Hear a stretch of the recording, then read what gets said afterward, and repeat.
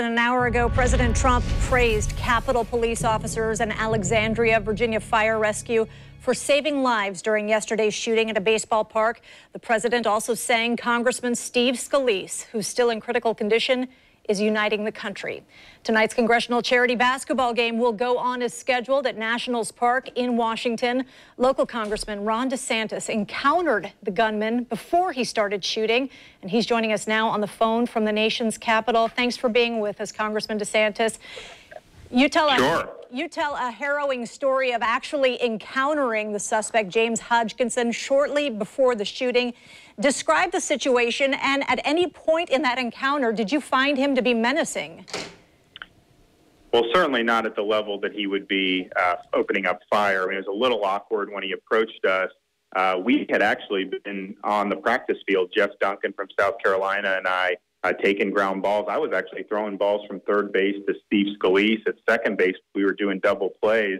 Probably about 10 minutes before Steve was shot, Jeff and I left a little early because we wanted to beat traffic back to D.C. So when we were in Jeff's aide's car, and the shooter, we didn't know at the time, obviously, walked up to us, and he wanted to know, hey, are those Republicans or Democrats out there? And Jeff said they were Republicans, and so he immediately kind of nodded his head and then turned and walked towards the field. And it wasn't menacing, it was a little abrasive, but it's the type of thing you kind of just shrug your shoulder, go on your way.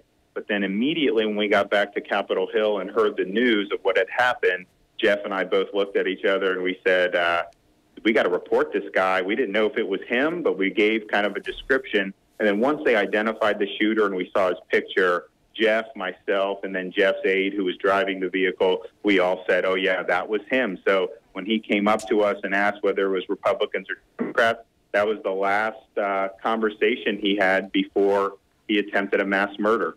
Wow, Ron, that's chilling. Did you see if he had any, he must not have had any weapons on him when he approached you? You would have noticed that.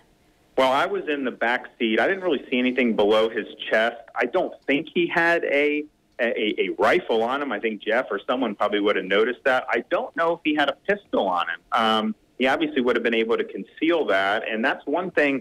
You know, had Jeff and I not gone early, we would have been out there probably, I would have been about 40 feet from where he started shooting from. Jeff would have been probably about 70 feet.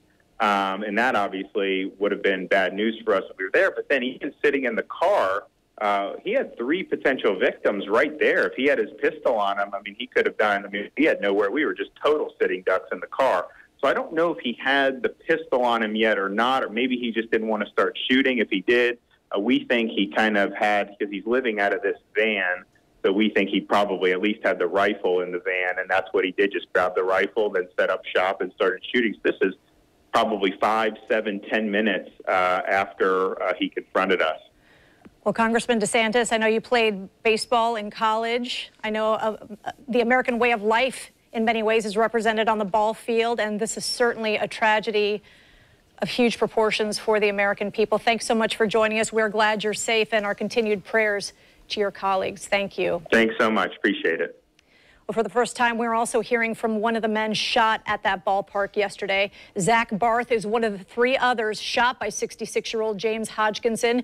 He is a staffer for Texas Congressman Roger Williams. He was shot in the leg. He's out of the hospital. Congressman Roger Williams was also hospitalized. He had a leg injury. 2 members of the Capitol Police Force, as well as a Tyson Foods lobbyist, were also injured. Barth describes the moment Hodgkinson started shooting. I saw him turn his gun towards me. He started firing. Everything around me started to pop.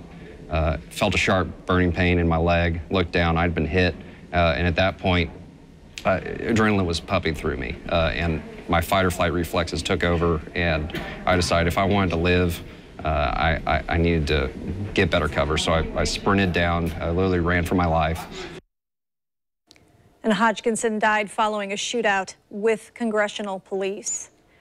We'll continue to follow this story in our evening newscast, and you can read more about it on news4jax.com. It's all there inside of this story on the homepage.